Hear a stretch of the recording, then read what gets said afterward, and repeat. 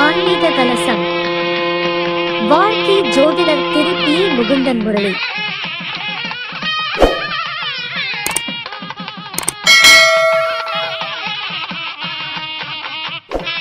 சங்கத்துக்கு வரி வருகிறார்கள் என்றால் அந்த சங்கம் பெருமைக்குரிய ஒரு விஷயம் அப்படின்றதான் என்னுடைய தனிப்பட்ட கருத்து. அந்த வகையில் இந்த 70வது மாதாந்திர கூட்டத்திற்கு வரி புரிந்திருக்கக்கூடிய நம்முடைய ஈஸ்வரன் ஐயா அவர்கள் இப்பொழுது நம்முடைய தொட்டியம் பெரியசாமி ஐயா அவர்களுக்கு பொன்னாடி போட்டி சிறப்பு செய்ய இருக்கின்றார்கள். உங்களுடைய கைத்தட்டலோடு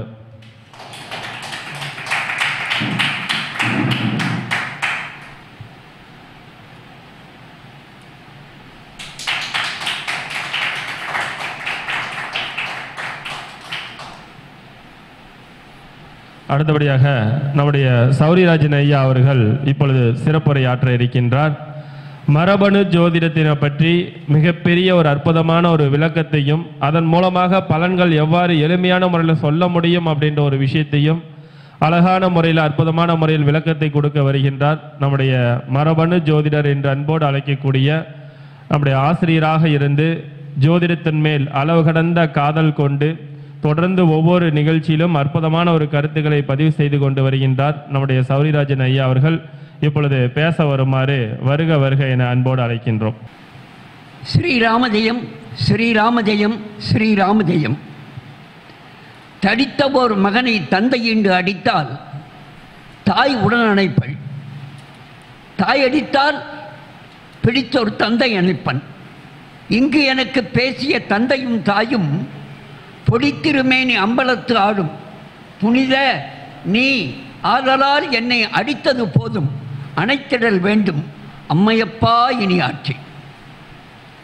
பெற்ற தாய் தன்னை மகம் மறந்தாலும் பிள்ளையை பெறும் தாய் மறந்தாலும் உற்ற தேகத்தை உயிர் மறந்தாலும் உயிரை மேவிய உடல் மறந்தாலும் கற்ற நெஞ்சகம் கலை மறந்தாலும் கண்கள் நின்று இமைப்பது மறந்தாலும் நற்றவத்தவர் உள்ளிருந்து ஓங்கும் நமச்சிவாயத்தை நான் மறவேன்.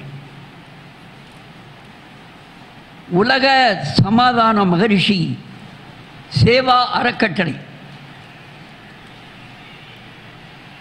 மகரிஷி ஜோதிட ஆராய்ச்சி அறிவகத்தினுடைய நிறுவனர் மரியாதைக்குரிய டாக்டர் முகுந்தன் முரளி ஐயா அவர்களே, இன்றைய தினம் 70வது கருத்தரங்கம். இந்த 70வது கருத்தரங்கிற்கு இன்று தலைமை தாங்கிக் கொண்டிருக்கக்கூடிய மரியாதைக்குரிய மகான் ஈஸ்வரன் ஐயா அவர்களே தாய் சங்கத்திலிருந்து வந்திருக்காருங்க.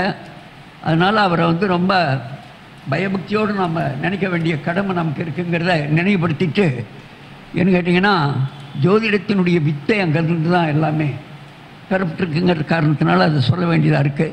அதனால் இன்றைக்கு அவருடைய தலைமையின் கீழ் என்னங்க அது சரியாக இருக்குன்னு நினைக்கிறேன். கீழே வைக்கணுமா? ஐயா சரியாக இருக்குங்களா? Okay okay. ஆகையினால எவ்வளவோ ஜோதிடத்திலே கருத்துக்கள் கருத்து மழை பொழிகின்ற அந்த மகான்களை எல்லாம் நாம் பார்த்து கொண்டிருக்கின்றோம். ஒவ்வொருவருக்கும் ஒவ்வொரு அணுகுமுறை. நான் இப்போ பேசக்கூடிய மரபணு ஜோதிடத்திலே ஏதோ அடியனுக்கு மனதிலே பட்ட ஒரு சில கருத்துக்களை உங்களிடத்தில் பகிர்ந்து கொள்ள ஆசைப்படுகின்றேன். மிக சுலபமாக புரிந்து கொள்ளக்கூடிய வகையிலே, அதாவது வாரம் பஞ்சாங்கத்தில் 5 அங்கங்கள்: வாரம், திதி, நட்சத்திரம், யோகம், கரணம். இந்த வாரம் என்று சொல்லும் பொழுது வாரத்தினுடைய நாட்கள் ஞாயிறு, திங்கள், செவ்வாய், புதன், வியாழன், வெள்ளி, சனி என்று சொல்லி இந்த வாரத்தினுடைய நாட்கள் 7ஐயும் நம்ம எல்லாரும் மரணம் பண்ணிட்டு இருப்போம், தினந்தோறும் பார்ப்போம். அதெல்லாம் என்ன கேட்டிங்கன்னா இந்த வாரத்தினுடைய நாட்கள்.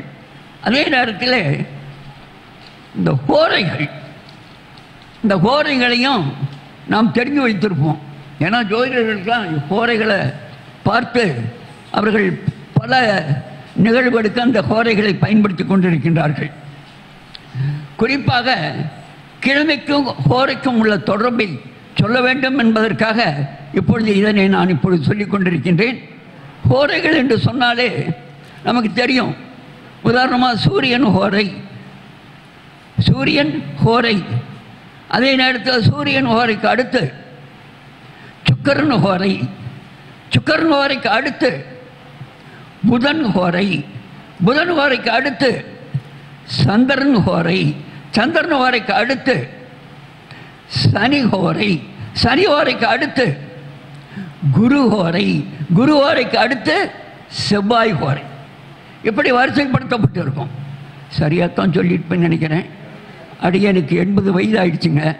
கொஞ்சம் முன்ன பின்ன, சாரி மன்னிக்கணும். 80 பூர்த்தியாகி 81வது வயதில் இப்போ பூர்த்தியாகக்கூடிய ஒரு பக்குவத்தில் நான் போயிட்டுருக்குங்க. அதை நான் நினைவுபடுத்தணும் அப்படிங்கிறதுக்காக உங்கள்கிட்ட சொல்லிட்டு இருக்கேன். ஏதோ மறதியில் கவனக்குறைவாக பேசணும்னு நான் பொறுத்தருளும்படி கேட்டுக்கொள்கிறேன். எதுக்கு சொல்கிறேன்னு கேட்டிங்கன்னா, ஒரு நாளைக்கு 24 மணி நேரம். இப்போ எதுக்காக இதை சொல்கிறேன்னு கேட்டிங்கன்னா, ஜோதிடத்திலே முதலிலே கிழமைகள் வரிசைப்படுத்தப்பட்டதா இல்லை ஹோரைகளை கண்டு பிறகு கிழமையை கொண்டு வந்தார்களா என்பதை சொல்லுவதற்காக முதலில் நம்முடைய மகான்கள் எல்லாம் ஹோரைகளை வரிசைப்படுத்தி விட்டு தான் பிறகு அதன் வழியாக கிழமைகளை வரிசைப்படுத்தினார்கள் என்று ஒரு நிகழ்வை சுட்டி காட்டுவதற்காக இப்பொழுது இதை எடுத்துக்கொண்டிருக்கின்றேன். ஒரு நாளைக்கு 24 மணி நேரம். இது கொஞ்சம் கணித ரீதியாக சொல்கிறது கொஞ்சம் தயவுசெய்து கேட்கும்படி அன்போடு கேட்டுக்கொள்கின்றேன். முதல்ல ஒரு உதாரணமாக சூரியனுடைய ஹோரை தினம் காலையில் 6 to 7 சூரிய ஹோரைன்னு ஆரம்பிக்கும். சூரிய ஹோரை ஆரம்பிச்சிட்டோம்னா இந்த 7வது மணி நேரத்தில் செவ்வாய் ஹோரையை கொண்டு போய் முடிஞ்சிடும். ஆரம்பித்து 12 to 1 செவ்வாய் ஹோரையில் முடியும்.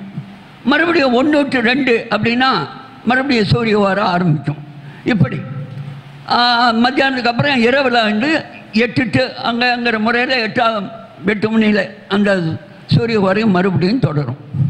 அப்போ ஒரு நாளைக்கு எத்தனை முறை அந்த பயணிக்கிறார்கள் என்று சொன்னால் 3 முறை 7 மணி நேரம் சூரியன், 1 மணி நேரம் சுக்கரன், அடுத்து புதன், அடுத்து சந்திரன், அடுத்து சனி, அதுக்கடுத்து குரு, அடுத்து செவ்வாய். இப்போ 7 மணி நேரம் ஆச்சல்லைங்க. இது போல் 3 முறைக்கு பார்த்தோம்னா 21 மணி நேரம் ஆகிடும். இந்த 21 மணி நேரம்னா சூரியன்னா ஞாயிற்றுக்கிழமை தானே. ஞாயிற்றுக்கிழமையினுடைய துவக்கம் சூரியனுடைய ஹோரை அப்படின்னு நாம் எடுப்போம். அதனால் 3 முறை அப்படிங்கும்போது 21 ஆகிடுச்சு. 21 மணி அங்கே பூர்த்தி ஆகிடுதாக எடுத்துக்கிட்டு அடுத்து 22வது மணிக்கு வரோம். 22வது மணிக்கு வரும்பொழுது அங்கே எங்கே வருவோமோன்னு கேட்டிங்கன்னா அதே சூரியனுக்கு தான் 22வது மணியை கொண்டு வரணும். சூரியன் 22வது மணியில், அடுத்து சுக்கரன் 23வது மணியில், அதுக்கப்புறம் புதன் 24வது மணியில் அன்றைக்கி முடிஞ்சிடும். அடுத்த நாள் சூரியனுக்கு அப்புறம் திங்கக்கிழமை, அடுத்த நாள் சந்திரனுடைய ஹோரை தொடங்கும். அந்த சந்திரனுடைய ஹோரையும் இதே போல் 21, மறுபடியும் சந்திரன் 22, சனி 23, குரு 24 மணி நேரம் பூர்த்தி ஆகிடும். அடுத்தது செவ்வாய் கிழமை வந்துடும். எதுக்கு இதை சொல்கிறேன்னா, இதே மாதிரி போட்டு பாருங்கிறதுக்காகத்தான் சொல்கிறேன். ஏன்னா இந்த முறையில் நம்ம பார்த்தோம்னா நமக்கு என்ன வரும்னா, கிழமைகள் வரிசைப்படுத்தப்பட்டது நமக்கு தெளிவாகும். ஹோரைகளில் இருந்து தான் கிழமைகள். நம்முடைய சாஸ்திரம் ஹோரா சாஸ்திரம். அந்த காலத்திலலாம் ஹாரோஸ்கோப் என்று சொல்லுவார்கள். ஜாதகத்தை ஹாரோஸ்கோப்புங்கிற பெயரால் குறிப்பிடுவார்கள். இந்த ஹாரோஸ்கோப் என்ற அந்த சொல்லே கிரேக்க சொல். அந்த கிரேக்க சொல்லானது எங்கிருந்து புறப்பட்டதுன்னு சொன்னால் நம்மளுக்கிருந்து புறப்பட்டது. நாம் ஹோரை அப்படின்னு சொல்லுவாங்க. வடமொழியில் ஹோரை என்று சொல்லுவோம், ஆனால் தமிழ் மொழியில் ஓரை என்று சொல்வார்கள். ஆகையினால இந்த ஹோரையினுடைய பயனை நாம் தெரிந்து கொண்டு நாம் பயணிக்க வேண்டும் என்று பணிவோடு கேட்டுக்கொண்டு, ஏதோ சொன்னது உங்களுக்கு இந்த எப்படி ஹோரைகள் இருந்து கிழமைகள் வந்தது, ஹோரைகள் இருந்தால் கிழமைகள் எடுத்திருக்கார்கள்ங்கிட்ட நினைவுபடுத்துறதுக்காக இந்த செய்தியை சொல்லியிருக்கேன். அதே நேரத்தில் மரபணு ஜோதிடம் என்று நாம் ஒரு ஜோதிடத்தை இப்பொழுது சமீப காலத்தில் நிறைய பேர் பயன்படுத்திட்டு இருக்காங்க. குறிப்பாக அடியேன் சென்னையைச் சேர்ந்த மரியாதைக்குரிய விஷால் லோகேஸ்வரன் என்று சொல்லக்கூடிய அன்பர் மிகச் சிறப்பான முறையிலே அந்த தன்னுடைய பணியை செய்து கொண்டிருக்கின்றார். அந்த அடிப்படையிலே அவருடைய அந்த நிகழ்வுகளை எல்லாம் பார்க்கின்ற பாக்கியத்தை பெற்ற அடியேன், இன்னும் சொல்லப்போனால் அவருடைய அடியவனாகவே என்னை நான் கருதி கொண்டிருக்கின்றேன். அந்த அளவிற்கு அவர் மேலே ஒரு பயமும் ஒரு பக்தி எல்லாரும் மேலேயும் உண்டு. எல்லா ஜோதிட மகான்கள் மேலேயும் அளவு கடந்த பயமும் பக்தியும் அடியனுக்கு உண்டு. அடியனுக்கு ஒரு விருப்பம்னு ஒன்று ஏற்படும் இல்லை. அந்த அடிப்படையிலே நான் அவரை ஒரு பின்பற்றக்கூடிய ஒரு நிலையிலே நான் அவரை வழி பற்றி நடந்து கொண்டிருக்கின்றேன். ஒரு சின்ன ஒரு செய்தி, மரபணுவை பற்றி நிறையா பேசிக்கிட்டே இருக்காங்க. ஒரு சின்ன செய்தி என்னன்னு கேட்டிங்கன்னா, இந்த மரபணுவில் வரக்கூடிய வாடிக்கையாளர்களுக்கு வழிகாட்டக்கூடிய ஒரு முறைகளை கையாண்டு கொண்டிருக்கின்றார்கள். வழிகாட்டல், கைடன்ஸ் ஒன்லி, வழிகாட்டல் மட்டுமே. சரி, ஒரு ஜாதகத்தை பார்த்த உடனே அவருடைய ஜாதகத்தினுடைய லக்ன புள்ளி எந்த நட்சத்திர காலிலே, ஏன்னா நட்சத்திர காலை பற்றி பேசும்போது எனக்கு கைகாலெலாம் நடுங்குதுங்க. சாரமே தேவையில்லைங்கிறாங்க. ஒரு சமீபத்தில் சில அன்பர்களெல்லாம் நட்சத்திரமே தேவையில்லை, நாம் எதை எடுக்கிறது, எதை பற்றி பேசுறது, அந்த அச்ச உணர்வு அடியனுக்கும் ஏற்பட்டுக்கிட்டே வருது. அதனால அதுக்கு மகான்கள்லாம் விளக்கம் கொடுப்பாங்க. நான் ஒரு சாதாரண மனிதன். அதனால் அந்த ஒரு உதாரணமாக ஒரு நிகழ்வை சொல்கிறேன் கேளுங்க. ஒரு குழந்தையினுடைய நட்சத்திரம் ரேவதி நட்சத்திரம், இன்னொரு குழந்தையினுடைய நட்சத்திரம் மூல நட்சத்திரம். ஒரு குழந்தை ரேவதி நட்சத்திரம், இன்னொரு குழந்தை மூல நட்சத்திரம். இதை இப்படி குழந்தை பிறந்திருக்கும். அந்த ரேவதி மூல நட்சத்திரத்திலே பிறந்த குழந்தையினுடைய தந்தையினுடைய அமைப்பு எப்படி இருக்கும் என்பதை மரபணு ஜோதிட ரீதியாக ஒரு சிறிய ஒரு குறிப்பாக சொல்ல ஆசைப்படுகின்றேன். இந்த ரேவதி மூலம் என்று சொன்னால் அவருடைய இந்த கர்மப்பதிவு என்ற ஒரு வார்த்தையை பயன்படுத்தும். ஏன்னு கேட்டிங்கன்னா, தந்தையினுடைய கர்மப்பதிவு சந்திரனுடைய கர்மப்பதிவை கொண்டதாக இருக்கும். சந்திரனுடைய கர்மப்பதிவு, ஏன்னா குழந்தைங்க இப்போ நம்ம அமர்ந்திருக்கக்கூடியவருடைய குழந்தைகள் கூட ரேவதியில் இருக்கலாம், மூலத்தில் குழந்தை பிறந்திருக்கலாம். அப்படி பிறந்திருப்பார்களே, ஆனால் நம்முடைய அமைப்பு எப்படி இருக்குங்கிறத ஒரு பரிசோதனைக்காக பயன்படுத்துவதற்காக இதை சொல்லுகின்றேன். அதாவது தந்தை சந்திரனுடைய கர்மப்பதிவை கொண்டவர்களாக இருப்பார்கள். இப்போ நட்சத்திரம் 27, நம்முடைய ஐயா அவர்கள் பேசும்பொழுது கூட 9 கிரகம், 27 நட்சத்திரம், 12 ராசி, இதை தவிர்த்து ஜோதிடர்களால் வேறென்றும் பயணிக்க முடியாது. நீ எந்த முறையை கையாண்டாலும் இதுக்குள்ளே பயணித்தானே ஆகணுங்கிற ஒரு செய்தியை நம்முடைய மரியாதைக்குரிய தொட்டியும் பெரியசாமி ஐயா அவர்கள் நினைவுபடுத்தினார்கள். அதனால் இந்த 27 நட்சத்திரத்தையும் மரபணு ஜோதிடத்தில் 8 கர்ம பதிவுகளுக்கு பிரித்து கொடுத்துருக்காங்க. இந்த 8 கர்ம பதிவுகளுக்கு நான் இந்த ரேவதி மூலத்தை பற்றி பின்னால் சொல்கிறேன். இந்த 8 கர்ம பதிவுகளுக்கு பிரித்து கொடுத்துருக்கக்கூடிய அந்த அமைப்பு, சூரியனுடைய கர்ம பதிவிற்கு ஒரு 4 நட்சத்திரம், சந்திரனுடைய கர்ம பதிவுகளுக்கு ஒரு 4 நட்சத்திரம், செவ்வாயினுடைய கர்ம பதிவுகளுக்கு ஒரு 4 நட்சத்திரம். ஆக இந்த 4 நட்சத்திரம் எதுன்னு நான் பின்னால் சொல்லிக்கலாம். மொத்தம் 12 நட்சத்திரம். இந்த செவ்வாய் போனதுக்கப்புறம் புதன், குரு, சுக்கிரன், சனி, ராகு. ஆக இந்த 5 கிரகங்களுக்கும் 3 நட்சத்திரம் வீதம் 15 நட்சத்திரம். அப்போ 15 12 27 நட்சத்திரத்தை 8 கர்ம பதிவுகளுக்கு பிரித்து வழங்கி இருக்கின்றார்கள். சூரியனுக்கு என்று சொன்னால் அஸ்வினி, ஆயில்யம், அனுஷம், பூரட்டாதி. தேவைப்பட்டால் அந்த நட்சத்திரங்களை சொல்லலாம். இருந்தாலும் இந்த 27 நட்சத்திரங்களும் 8 கர்ம பதிவுகளுக்கு பிரித்தளிக்கப்பட்டிருக்கிறது என்ற ஒரு செய்தியை சொல்லிவிட்டு, ரேவதி அந்த குழந்தையினுடைய ரேவதி என்று சொன்னால் நம்ம திரிகோணத்தை பார்ப்போம். ரேவதிக்கு 9ஆம் பாவம் தகப்பனுடைய இடம்னு நம்ம எடுப்போம். அந்த 9ஆம் பாவத்தை எடுத்தோம்னா கேட்டை நட்சத்திரம் வரும்.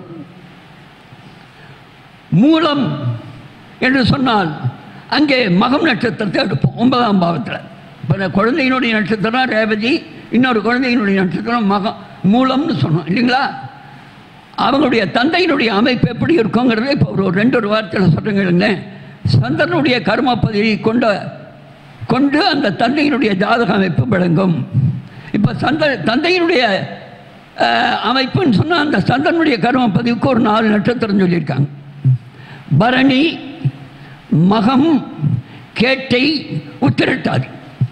பரணி, மகம், கேட்டை, உத்திரட்டாதி என்று சொல்லக்கூடிய இந்த 4 நட்சத்திரங்களும் சந்திரனுடைய கர்ம பதிவை கொடுக்கக்கூடிய நட்சத்திரங்கள். அப்போ தகப்பனுக்கு என்று சொல்லும் பொழுது இங்கே ரேவதிக்கு கேட்டை வந்தது, மூலம் என்று சொல்லும் பொழுது அங்கே மகம் வந்தது. அப்போ இந்த சந்திரனுடைய கர்ம பதிவுகளுக்கு உண்டான நட்சத்திரங்களிலே தந்தையினுடைய அமைப்பு இருக்கிறதுனால தந்தை சந்திரனுடைய கர்ம பதிவை பெற்றவராக இருப்பார். அப்போ அந்த தந்தையினுடைய கர்ம பதிவை பெற்றவராக இருப்பார்னா அவருடைய லக்னம் எதுவாக அமையும் அப்படின்னு பார்க்கும் பொழுது கன்னி லக்னமாக அமையலாம், இல்லாவிட்டால் துலா லக்னமாக அமையலாம். வேறு லக்னமாக அமைந்திருந்தால் அந்த வேறு லக்னத்தினுடைய லக்ன அதிபதி இருப்பார் அல்லவா, அந்த வேறு லக்னத்தினுடைய அதிபதி இந்த கன்னியிலேயோ அல்லது துலாத்திலேயோ இடம்பெறுவார். இது ஒரு முதல் பாயிண்டாக வச்சுக்கோங்க. அடுத்தது கிரகம்.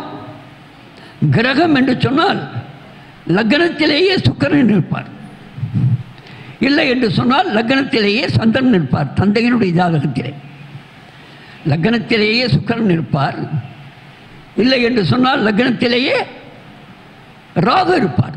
இது சந்திரனுடைய கர்ம பதிவுக்காக சுக்கிரனிய ராகுன்னு சொல்லுவாங்க.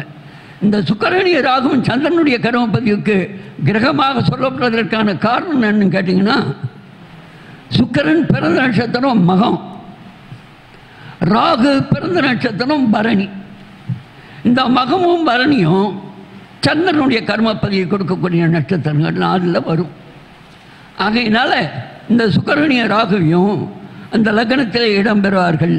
லக்னாதிபதியோடு வேறு லக்னமாக இருக்காருன்னு வச்சுங்களேன், அந்த வேறு லக்னாதிபதியோடு இந்த சுக்கிரனும் ராகுவும் இணைவார்கள். ஆச்சுங்களா? அதே நேரத்தில் அந்த ஜாதகருடைய தந்தையினுடைய லக்ன புள்ளி நின்ற நட்சத்திரம், லக்ன அதிபதி நின்ற நட்சத்திரம், ஜென்ம நட்சத்திரம், இந்த 3ம் முன் சொன்ன பரணி, மகம், கேட்டை, உத்திரட்டாதி என்று சொல்லக்கூடிய இந்த 4 நட்சத்திரங்களே அமையும் என்று சொல்லிக்கொண்டு நிறைய சொல்லாங்க. அதாவது திருமணம் பார்க்கணும், திருமணத்துக்கு நம்ம பொருத்தமெல்லாம் பார்த்துட்ருக்கோம். இந்த பொருத்தமெல்லாம் பார்க்கும் பொழுது 10 பொருத்தம் குப்பையெல்லாம் கிடையாது. நம்முடைய மகான்கள் எல்லாம் எதையுமே நம்ம குப்பைன்னு ஒதுக்க முடியாது. ஏனென்று சொன்னால் அவர்கள் சொன்னது ஏதோ ஒரு காரணத்திற்காகத்தான் அந்த வாழ்கின்ற காலத்திலே அவர்கள் கணித்து அதை சொல்லி இருக்கிறார்கள். அதோடு நம்ம நினைக்கணுமே ஒழிய அதை நாம் எதையும் புறந்தள்ளி குறை கூறி எதையுமே பேசக்கூடாதுங்கிறதுக்காக இதை சொல்கிறேன். அதுக்காக சொல்கிறேன், வேற ஒன்றும் இல்லை. அந்த அடிப்படையிலே ஒரு பொருத்தம் பார்க்கணும்.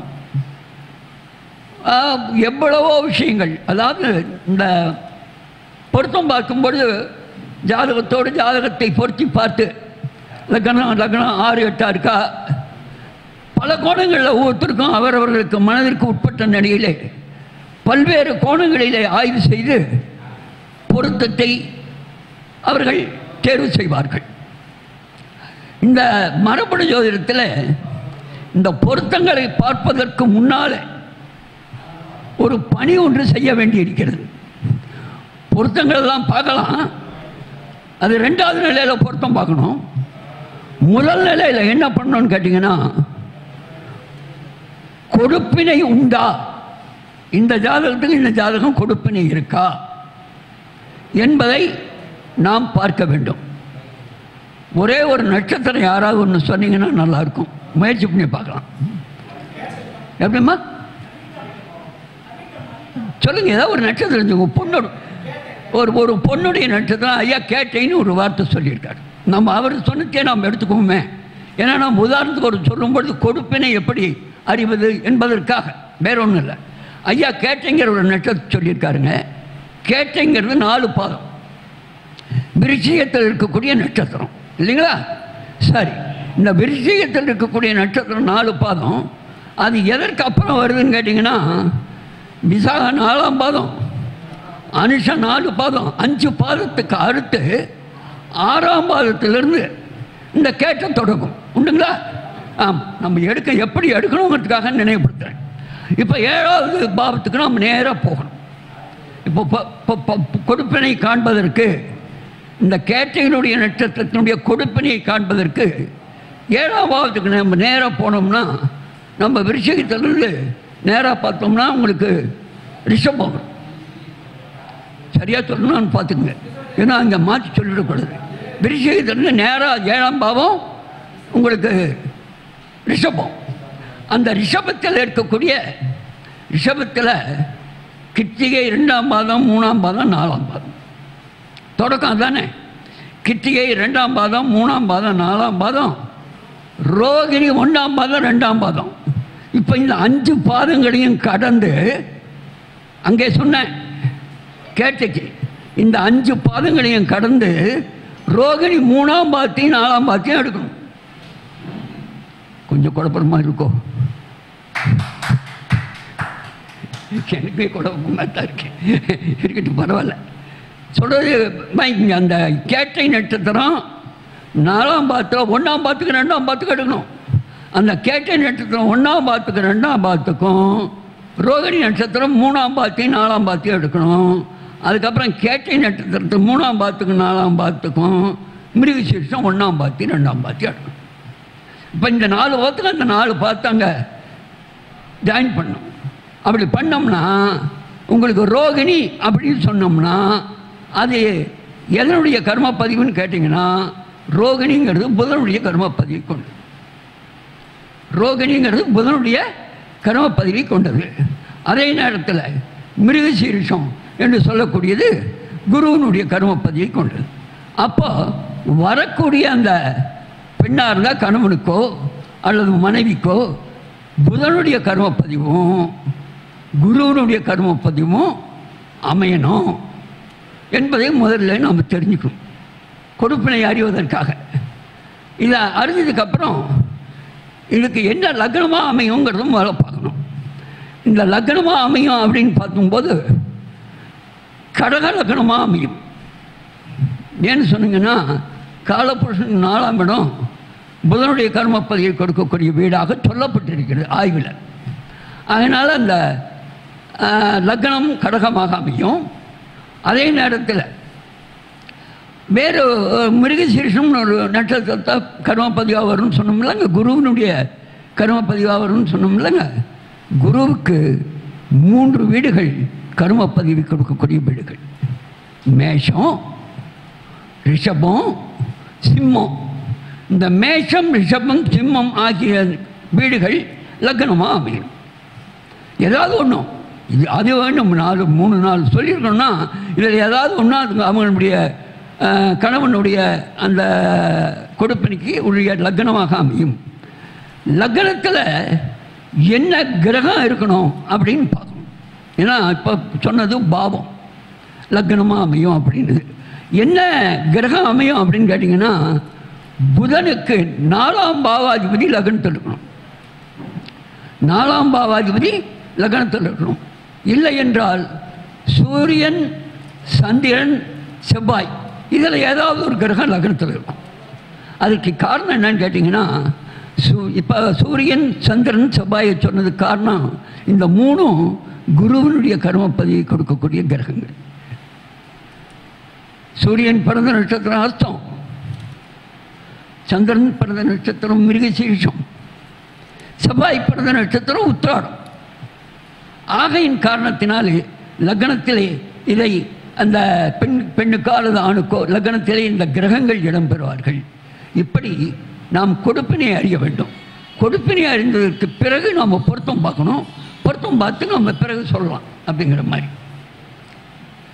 இப்போ என்னன்னு கேட்டிங்கன்னா, எவ்வளவோ விஷயங்கள் சொல்லப்பட்டிருக்கிறது. நான் இதெல்லாம் அவர் இடத்துல வகுப்புலலாம் நான் போனது இல்லைங்க. அப்படியே நட்பு ரீதியாக ஒரு யூடியூப்பில் பார்ப்போம் இல்லைங்க, அந்த மாதிரி பார்த்துட்டு இப்போ உங்கள்கிட்ட இதை பகிர்ந்துட்டுருக்கேன். அதனால் அந்த அமைப்பு அது முன்ன இருக்கும் கொஞ்சம். அது ஒரு ஜாதகத்தை பார்த்த உடனே சில தொழில்களை நிர்ணயம் பண்ணுறாங்க. நான் இப்போ அது ஒரு விஷயத்தை மட்டும் சொல்கிறேங்க இல்லைங்களேன். உதாரணமாக ஒரு குழந்தை டாக்டர் ஆகுது, டாக்டராகவே இருக்காருன்னு வச்சுக்கோங்களேன். அந்த டாக்டராக இருக்கணும்னா அந்த ஜாதக அமைப்பு எப்படி இருக்கும் பார்க்கலாமா? ஒரு வார்த்தை 2 வார்த்தை. அதாவது டாக்டர் ஐயா அவர்கள் காரகத்துவத்தை நன்றாக அறிந்து கொள்ள வேண்டும் என்று முதல்ல ஒரு பாடல் வழியாக சொன்னார். நான் என்ன சொல்ல வரேன்னு கேட்டிங்கன்னா, சூரியனுடைய கர்மப்பதிவை கொண்டவர்கள் மருத்துவராக இருப்பதற்கான அடையாளம் அவருடைய ஜாதகத்திலே இருக்கும். சூரியனுடைய கர்மப்பதிவை கொண்ட நட்சத்திரங்கள் 4: அஸ்வினி, ஆயில்யம், அனுஷம், பூரட்டாதி. இந்த அஸ்வினி, ஆயில்யம், அனுஷம், பூரட்டாதி என்று சொல்லக்கூடிய இந்த 4 நட்சத்திரங்களும் சூரியனுடைய கர்மப்பதிவை கொண்ட நட்சத்திரங்கள். லக்ன புள்ளி நின்ற நட்சத்திரம் எதுவானா இருக்கலாம். அந்த ஜாதகருடைய 6ஆம் பாவத்தையும் 10ஆம் பாவத்தையும் பார்க்க வேண்டும். இந்த ஜாதகருடைய 6ஆம் பாவம் 10ஆம் பாவம். 6ஆம் பாவம் உத்தியோகம், அளந்து போட்ட படி, இவ்வளோதான் நான் சம்பளம்னா அவ்வளோதான், அதான் 6ஆம் பாவம். ஆனால் 10ஆம் பாவம் தொழில். அது தொழிலில் நல்ல வருமானங்கள், அதுக்கு நிர்ணயம் பண்ணக்கூடாது. 10ஆம் பாவத்துக்கு நிர்ணயம் கிடையாது வருமானத்தில். ஆனால் 6ஆம் பாவத்துக்கு நிர்ணயிக்கப்பட்ட வருமானம். ஏன்னா உத்தியோகம். அதனால் சொன்னேன், அரியன் உத்தியோகம் தான் 6ஆம் பாவம் தான் அரியனுக்கு. நான் அரியனோட ஓய்வு பெற்ற ஆசிரியன், அதனால் அது சொல்ல வேண்டியதாக இருக்குங்க. இப்போ 10ஆம் பாவம் எப்படி இருக்குன்னு கேட்டிங்கன்னா, 6ஆம் பாவம் 10ஆம் பாவம் சூரியனுடைய கர்மப்பதிவை கொண்ட நட்சத்திரங்களில் விளங்க வேண்டும். அதிபதி இருப்பார்களாங்க, 6ஆம் பாவாதிபதி 10ஆம் பாவாதிபதி இருப்பார்களவா, அவர் அஸ்வினி, ஆயில்யம், அனுஷம், பூரட்டாதியிலே இருக்க வேண்டும். சரி, இந்த 6ஆம் பாவத்திலையும் 10ஆம் பாவத்திலையும் எந்த கிரகம் இருக்க வேண்டும் என்று சொன்னால், கேது என்று சொல்லக்கூடிய அந்த கிரகமானது நவகிரகங்களிலே கேது என்று சொல்லக்கூடிய கிரகம் இந்த 6ஆம் பாவத்திலோ அல்லது 10ஆம் பாவத்திலோ இடம்பெற வேண்டும். இந்த கேதுன்னு சொல்வதற்கான காரணம் சொல்லணும் இல்லைங்க. இந்த கேது பிறந்த நட்சத்திரம் ஆயில்யம். அந்த கேது ஆயில்யத்தில் பிறந்த காரணத்தினால் சூரியனுடைய கர்மப்பதிவை அது பெற்று தொடங்குகிறது. ஆகையினால அந்த லக்னத்திலே 6ஆம் பாவத்திலோ அல்லது 10ஆம் பாவத்திலோ கேது இருந்தால் அவர் மருத்துவ குணம், மருத்துவருடைய தொழிலுக்கு தகுதியானவர். இந்த 6ஆம் பாவாதிபதியும் 10ஆம் பாவாதிபதியும் அதே நேரத்தில் பாவம் ஒருவருடைய ஜாதகத்திலே லக்னத்திற்கு 12ஆம் பாவாதிபதி யாரோ அந்த 12ஆம் பாவாதிபதி என்று சொல்லக்கூடியவர் சூரியனுடைய கர்மப்பதிவை கொடுக்கக்கூடியவர். ஆகையினாலே 6ஆம் பாவத்திலே அந்த ஜாதகருடைய 12ஆம் பாவாதிபதி இடம்பெறும். 10ஆம் பாவத்திலே அந்த ஜாதகருடைய 12ஆம் பாவாதிபதி இடம்பெறும். இந்த மாதிரி ஒரு அமைப்பு இருக்குமே ஆனால் அவர் மருத்துவருக்குரிய குணாதிசயம் படைத்தவர், மருத்துவ தொழிலே அவர் ஈடுபடுவார் என்று நாம் பார்க்க வேண்டும். இப்போ மருத்துவ தொழில் மட்டும்தானா என்று கேட்க தோணும். காரகத்துவங்கள் விரிந்திருக்கிறதுன்னா அரசியல் அதே தான். அரசியல் இருந்தாலும் இப்போ சொன்னது தான். தகப்பனுடைய தொழிலை எடுத்து செய்வார்களவா, தகப்பன் செய்து வந்த தொழிலை மகன் எடுத்து செயல்பட்டு கொண்டு இருக்காருங்க, அவருக்கும் இதே நிலைப்பாடு தான். அவரும் இதே மாதிரியான அந்த பாவக இணைவுகளோடு சொல்லி பார்த்தால் சிறப்பாக இருக்கும். சரி, இன்னொரு தொழில் ஒன்றும் நினைவுபடுத்துகிறேங்க. ஒருத்தர் இன்ஜினியராக இருக்கார். இன்ஜினியராக இருக்காருன்னு சொன்னால் அவருடைய ஜாதகத்திலே செவ்வாயினுடைய கர்மப்பதிவு மேலோங்கி இருக்கும். செவ்வாயினுடைய கர்மப்பதிவு மேலோங்கி இருந்தால் அவர் ஒரு இன்ஜினியர். அது ஜாதகத்தில் எப்படி இருக்கும்? என்பதை நாம் இப்பொழுது சின்ன கோடிட்டு காட்ட ஆசைப்படுகின்றேன். செவ்வாயினுடைய கர்மப்பதியை கொடுக்கக்கூடிய நட்சத்திரங்களில் 4 நட்சத்திரங்கள்: கார்த்திகை, பூரம், மூலம், ரேவதி. இந்த கார்த்திகை, பூரம், மூலம், ரேவதி என்று சொல்லக்கூடிய இந்த 4 நட்சத்திரங்களும் செவ்வாயினுடைய கர்மப்பதியை கொடுக்கக்கூடிய நட்சத்திரங்கள். அப்போ 6ஆம் பாவத்தையும் 10ஆம் பாவத்தையும் பார்க்கணும்னு சொன்னோம் பார்த்தீங்களா? அது எல்லாருக்கும் காமன். தொழில ஒரு ஜாதகத்திலே நாம் 6ஆம் பாவத்தையும் 10ஆம் பாவத்தையும் தான் பார்க்கணும். அப்படிங்கிறதுக்காக இதை நினைவுபடுத்த வேண்டியதாக இருக்குங்க. அப்போது இன்ஜினியராக இருக்காரு அப்படின்னு சொன்னால் அந்த 6ஆம் பாவமோ அல்லது 10ஆம் பாவமோ, நான் இப்பொழுது முன் சொன்னேன் கார்த்திகை, பூரம், மூலம், ரேவதி என்று செவ்வாயினுடைய கர்மப்பதி இருக்கக்கூடிய நட்சத்திரங்கள் 4 சொன்னேன் அல்லவா? அந்த நட்சத்திரங்களிலே அந்த 6ஆம் அதிபதியோ 10ஆம் அதிபதியோ இடம்பெற வேண்டும். அடுத்து கிரகம் அப்படின்னு சொன்னால் அதுக்கு ஒரு கிரகம் இருக்கணும். அந்த கிரகம் என்னன்னு கேட்டிங்கன்னா சனி தான் அதுக்குரிய கிரகம். இந்த 6ஆம் பாவத்திலே சனி இருக்கலாம், இல்லை என்று சொன்னால் 10ஆம் பாவத்திலே சனி இருக்கலாம். இந்த சனி எதற்காக சொன்னோம் அப்படின்னு கேட்டிங்கன்னா, ஏன்னா இன்ஜினியருக்கு செவ்வாயினுடைய கர்மப்பதிவு அப்படின்னு நாம் முதல்ல நினைவுபடுத்தியிருக்கோம். அப்படி இருக்கும் பொழுது இந்த சனி பிறந்த நட்சத்திரம் ரேவதி. சனி பிறந்த நட்சத்திரம் ரேவதி. ரேவதி கொடுக்கக்கூடிய கர்மப்பதிவு என்னன்னு கேட்டிங்கன்னா செவ்வாயினுடைய கர்மப்பதிவை கொடுக்கக்கூடிய. ஆகையினாலே 10ஆம் பாவத்திலே சனியோ 6ஆம் பாவத்திலே சனியோ இந்த இன்ஜினியருக்கு இடம் பெறுவார்கள். லக்னாதிபதியோடு இடம் பெறலாம். வேறு லக்னமாக இருந்தால் அந்த லக்னாதிபதியோடு இந்த சனி இடம் பெறுவார். அதே நேரத்தில் பாவம் என்று சொன்னால் இந்த 6ஆம் பாவத்திலே டாக்டருக்கு சொல்லும்போது 12ஆம் பாவாதிபதி இருக்கணும்னு நினைவுபடுத்தணும். இதற்கு முன்னால் சொல்லும் பொழுது இப்போ நான் என்ன சொல்ல போறேன்னு கேட்டிங்கன்னா, 11ஆம் பாவாதிபதி அவரவருடைய ஜாதகத்திலே 11ஆம் பாவாதிபதி செவ்வாயினுடைய கர்மப்பதிவை கொடுக்கக்கூடியது. அதனால் அந்த 6ஆம் பாவத்திலேயோ அல்லது அந்த 10ஆம் பாவத்திலேயோ 11ஆம் பாவாதிபதி இடம்பெற வேண்டும். கொஞ்சம் இந்த எல்லாம் போட்டெல்லாம் போட்டு சொன்னால் நல்லாயிருக்கும். அதுக்கெல்லாம் வாய்ப்பு ஆடியனுக்கு நான் சொல்கிறதே ஓரளவுக்கு உங்களுக்கு கவனத்துக்கு வரும்னு ஓரளவுக்கு தான். அதனால் அந்த அடிப்படையில் அந்த ஜாதகருடைய அமைப்பு அப்படி இந்த இன்ஜினியருங்கிற நம்ம இதை எடுக்கணும்னா அந்த 6ஆம் பாவத்தையும் 10ஆம் பாவத்தையும் பார்த்து அந்த 6ஆம் பாவத்தையும் 10ஆம் பாவத்திலையும் செவ்வாயினுடைய கர்மப்பதியை கொண்ட நட்சத்திரங்கள் இடம்பெற்றிருக்கிறதா, 6ஆம் பாவத்திலையும் 10ஆம் பாவத்திலேயும் சனி இடம் பெற்றிருக்கிறாரா என்பதையெல்லாம் பார்த்து ஒரு நல்ல தெளிவான முடிவுக்கு நாம் வரலாம். இன்னும் கூடுதலான செய்திகள்லாம் நம்ம சொல்லலாம். நீங்கள் பரிசீலனை பண்ணால் தானே தெரியும். இப்போ நம்ம சொல்லியிருக்கோம், சொன்னது சரியாக இருக்குமான்னு கேட்டிங்கன்னா அதுக்கு உண்டான ஜாதகம் ஒரு இன்ஜினியருடைய ஜாதகத்தை போட்டு இல்லை ஒரு டாக்டருடைய ஜாதகத்தை போட்டு நீங்கள் சொன்னதெல்லாம் அதில் இருக்கா அப்படின்னு அதை பார்த்தா தானே தெரியும். இப்போ அதுக்கு வாய்ப்பு இல்லை.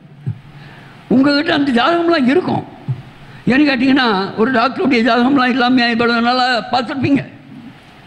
கண்டிப்பாக இருக்கும். இன்ஜினியருடைய ஜாதகம் இருக்குமானா கண்டிப்பாக இருக்கும். அதை நீங்கள் பரிசீலனைக்கு உட்படுத்தினால் நிச்சயம் 100% சரியாக இருக்கும். இது மரபணுவுக்கு நாம் கொடுக்கக்கூடிய ஒரு மதிப்பீடாக கூட நீங்கள் எடுத்துக்கொள்ளலாம். ஏன்னு கேட்டிங்கன்னா அந்த அளவுக்கு நேசிக்கின்றேன். எவர் ஒருவர் தினமும் 1/4 மணி நேரம் கருத்தூண்டி கல்வி கற்று வருகிறாரோ அவர் எக்கரை கற்கிறாரோ அக்கறையில் 15 ஆண்டுகளில் பேரறிஞனாக விளங்க முடியும். என்ன சார், எதை வேணாலும் கற்றுக்கலாம். ஆழ்ந்து நேசிக்க வேண்டும். நேசிக்க வேண்டும் என்பதை விட ஜோதிடத்தை சுவாசிக்க வேண்டும். அவர்களுக்கெல்லாம் நல்ல ஆரோக்கியமான ஒரு நிலைப்பாடு அவர்களுக்கு இருக்கும். எவர் ஒருவர் தினமும் 1/4 மணி நேரம் கருத்தூண்டி கல்வி கற்று வருகிறாரோ அவர் எக்கலை கற்கிறாரோ அக்கலையில் 15 ஆண்டுகளில் பேரறிஞனாக விளங்க முடியும் என்ற ஒரு அருமையான செய்தியை இங்கே நான் நினைவுபடுத்த கடமைப்பட்டிருக்கின்றேன். நிறைய பேர் கடன் வாங்குறாங்க. கடன் வாங்கி பல தொழிலோ முதலீடு பண்ணுறதுக்கோ அல்லது குழந்தைகளை படிக்க வைக்கிறதுக்கு அல்லது திருமணம் பண்ணுறதுக்கு, குழந்தைங்களுக்கு திருமணம் பண்ணுறதுக்கு, இந்த மாதிரி நிலைப்பாட்டுக்கெல்லாம் கடன் வாங்குறாங்க இல்லைங்க. இந்த கடன் யாரும் வாங்கக்கூடாதுன்னு இப்போ சொல்லப்போகிறேன். ஐயா அவர்கள் ஒரு வார்த்தை பேசும் பொழுது கர்ணன் தர்ம பிரபு என்று சொல்லி கர்ணனுடைய வரலாற்றை எடுத்து பேசினார் தொட்டியம் பெரியசாமி ஐயா அவர்கள். அவர் பேசிட்டு இருக்கும்போது எனக்கு என்ன நினைவுக்கு வந்ததுன்னு கேட்டிங்கன்னா, இந்த தமிழில் ஒரு இலக்கணம் ஒன்று செய்தி சொல்லுவாங்க. வினை தொகை என்று ஒரு சொல்லை சொல்வார்கள். வினை தொகை என்று சொன்னால் முக்காலத்தையும் அது உணர்த்தும். இந்த செய் தர்மங்கள் யாவையும் எனக்கு நீ தாரவாத்து கொடுத்துருவேன்னு கிருஷ்ண பரமாத்மா கர்ணங்கிட்ட கேட்குறார். தர்மம் கேட்கறதுல கூட இந்த வினை தொகைங்கிறதுக்கு ஒரு விளக்கம் கொடுக்கணும் பாருங்களேன்.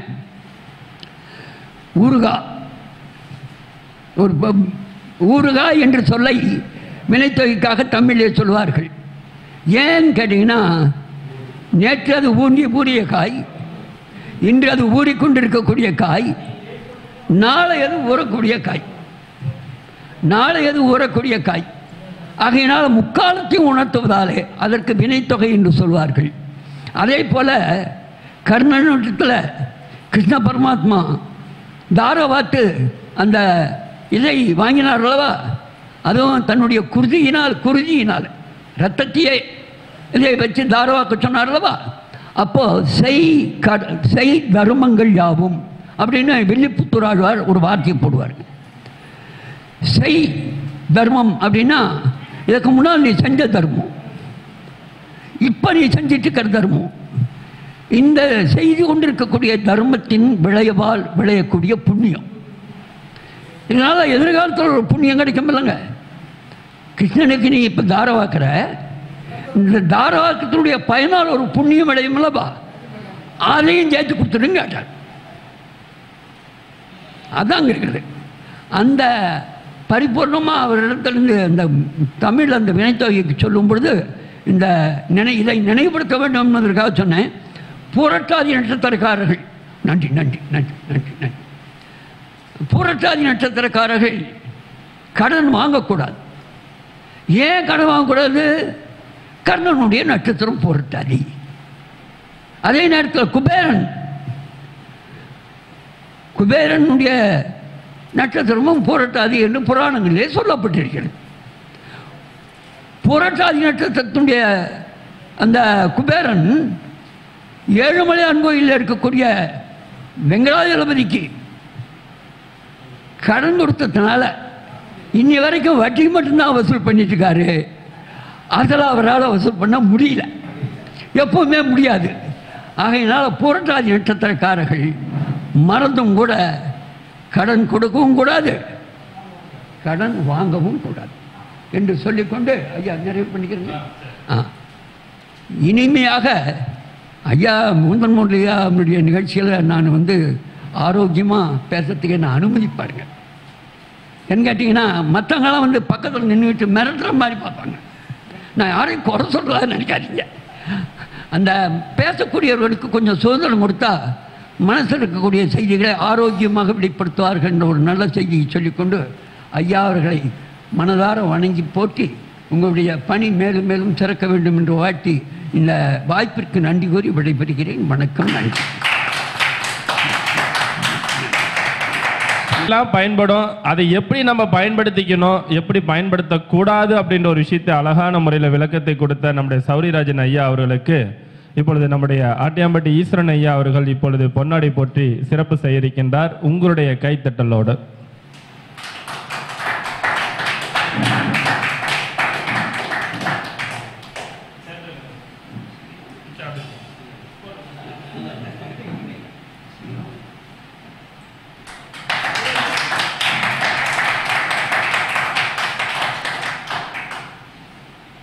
அடுத்த சிறப்பு பேச்சாளராக எங்கள் மகரிஷி ஜோதிட